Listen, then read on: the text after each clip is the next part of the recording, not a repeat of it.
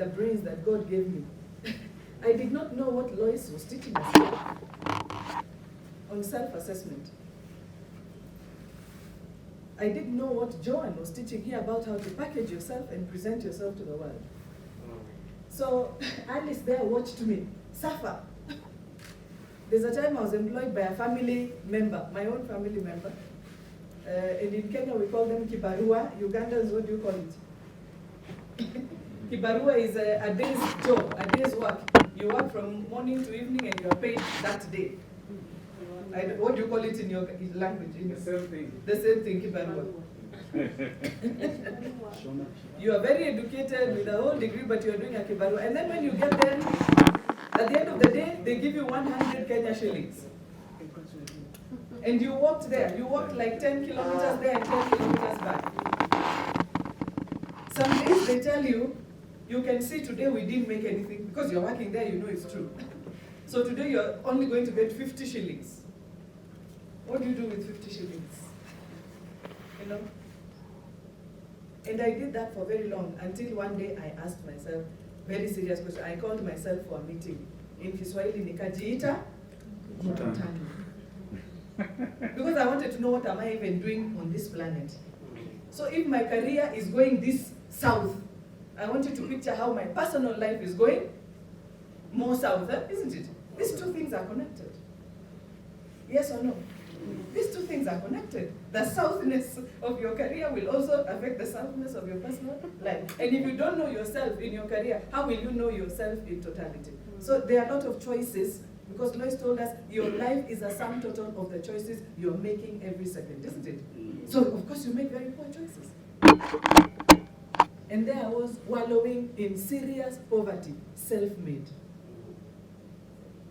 Self-made.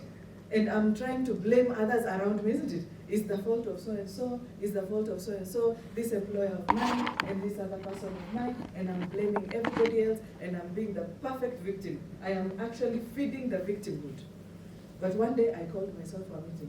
And one of the questions I asked myself, I want to ask you now. Because it's what opened everything for me to know who I am, so that from that point, I can start making changes. So here is the question. And I'll start from the back of the questions, we come to the front of the question. How many sperms are produced per ejaculation? That's the question I asked myself. Picture me there in that very terrible situation, but I need an answer from you, even if you're guessing. And the numbers, don't tell me millions, don't tell me many. You know, how many sperms are produced per ejaculation is the question. When I'm there suffering like that, having walked home, I can only have 1 meal a day, you know, and my parents were looking at me, is this the girl we educated? And everybody around me is really feeling sorry, especially Alice. Yeah, because she could see me going through that, isn't it? So how many? Can I Google? You'll Google later. I want someone who can try. Yes. Who wants to try? David, even you don't want to try? Even Paul? Yes, Daphne. Imagine there's a lady who has decided to try even when the producers are here. Yes, Daphne. You have tried very hard. So when I went, I was very surprised. I was very surprised. The lowest is 40 million for someone who's extremely weak. The highest is 1.2 billion, bringing the average to around 620 million average. Then I looked at the life I was living. And on the day I was born, 620 million people were starting a race with me. They must have been more because our parents were strong. So let me say 1 billion. On the day I was conceived, 1 billion people were starting a race with me. Yes. Same time. Yes. I had no competitive advantage. Same atmosphere, same temperatures, released with the same velocity. Then I asked myself what I want to ask you now. That was my life-changing question. When I'm in that situation, I can't even dress properly, my shoes are torn, and I have all this that God gave me. There's nothing extra. Lois, you're right. There's nothing extra that I did to get out of that place. Because I'm going to say what I did or didn't do right now. But I asked myself this question I'm asking you now, and I want you to ask the person seated next to you. Because if your life hasn't changed like that, it must change today. Ask them, why are you the sperm that you want? out of 1 billion? Ask them.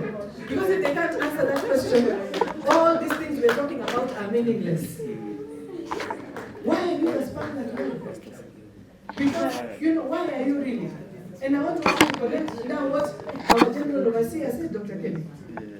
That everybody is here for a very defined purpose. Everybody who is born is chosen. And that is why giving hope, we respect everyone. Everyone who is born is what? Chosen, because out of 1 billion, you are the winning sperm. Yes. But do you know why? That's the difficult question. So I was there. The sperm that won, but not knowing why it won. So I'm there suffering. And making other people's life also suffer, because if you don't know who you are, you're also going to torture everybody around you. And you think they're the problem, but you are the problem. In this meeting, I started discovering who I am. I started writing down why I was born. I did this ikigai that Lois has taught us. What do I love? What am I good at? What does the world need that I can provide? And what can I be paid for? I in that mud. Dr. Kemi talked about God lifting us out of the miry clay. We have a beautiful song we sing with Alice about that. He brought me out of the miry clay. He set my feet on the rock to say, he put a song in my soul today, a song of praise, hallelujah. That day, I started answering those questions. It took some months. Do you know what happened? Immediately after me discovering who I really am. Even in that pit, one day I was reading the newspaper at my workplace, wherever I was going for my kibarua, but my mind had changed. And I saw an interview. We are looking for people who have done SME, whatever business, whatever. We want to send them for research in SME. SME is small and medium enterprise financing. And we want to send them to other countries. It was an international thing. I looked at the thing. Have you qualified for this? Yes. Do you have the papers for this? Yes. Are you capable of doing this? Yes. I applied. After 2 weeks, I was called for an interview. I did not have money to put on a suit. The clothes I used to wear are the ones you pick from we call them mitumba, you know them. And don't camera the ones on the ground. Second hand, but fourth hand, because they're not even hanging. Those are the ones that have been put like vegetables here for you to pick. Yeah? Because the ones here are 500, but the ones here are 50 shillings. I have a witness. Isn't that true, Alice? Yeah. My shoes were shoes for 50 shillings. My hairstyle. Do you know what we make for the children to go to school? Those are the lines I had because I couldn't do anything else to my head. I went for that interview. I almost went back. When I entered the lobby, people suited, young men and women, suited, sitting there very powerful. And they thought I'm just coming for, I didn't think they thought I was coming for an interview. But I said, now because I'd known who I am, I could talk to myself. I was there. Did you see Lois's picture of the cat looking in the mirror and seeing a lion? That is what I saw, and I said, I'm already here.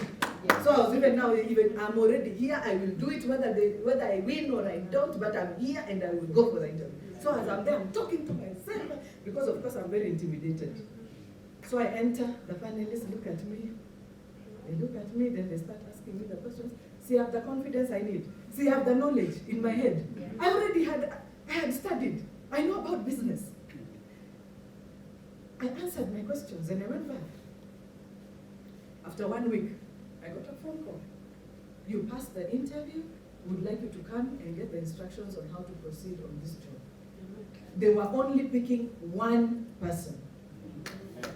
When I went there, they told me, you are the person that is going to do the research in 4 countries. That is how I visited a place called Bolivia. Do you know where Bolivia is?